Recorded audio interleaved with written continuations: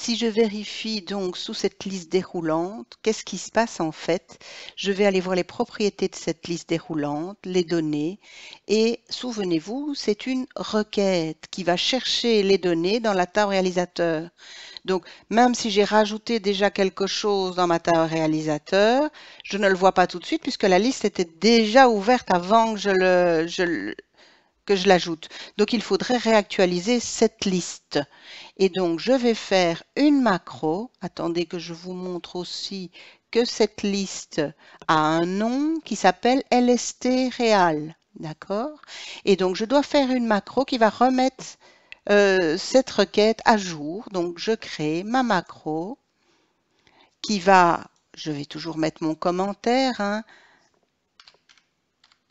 actualiser le contenu de ma liste des réalisateurs. Et donc, c'est une action qui s'appelle réexécuter requête. Donc, réexécuter la requête. Voilà. Je réexécute la requête et là, il me demande le nom du contrôle. Et c'est pour ça que je disais, attention, il vaut mieux aller bien voir quel est le nom de ce contrôle parce que ici, je n'ai pas de liste déroulante. Donc, je dois lui dire que c'est le contrôle LST Real qui doit être mis à jour. Voilà.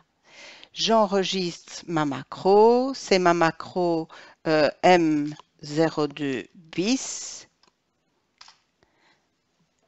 Et je m'en vais la lier. Alors, pourquoi ne l'ai-je pas mis au sein de la même macro qui, quand je clique sur ce bouton, ouvre le formulaire d'encodage des réalisateurs et actualise la liste?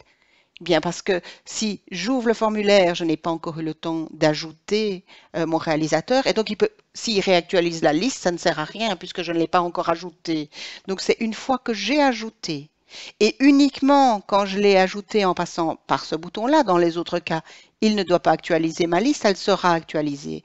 Donc c'est au moment où je vais sortir de ce bouton, puisque si j'y suis entré, c'est pour ajouter, donc c'est au moment où je sors du bouton que je vais actualiser ma liste.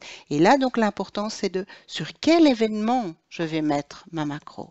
Et donc, c'est sur l'événement, non pas sur clic, parce que là, il ouvre le formulaire, mais sur sortie du bouton, là, tu prends la macro bis qui réactualise ma liste. Et j'enregistre et je teste. Je vais aller, par exemple, ajouter un réalisateur. Je vais faire ABC, ABC. Hein, j'invente, mais au moins avec le A, il sera le premier de la liste. J'ajoute, je regarde dans ma liste, je vais au A et je vois que mon réalisateur a bien été ajouté. Donc, la liste a bien été actualisée au moment où je suis sortie du bouton Ajout réalisateur.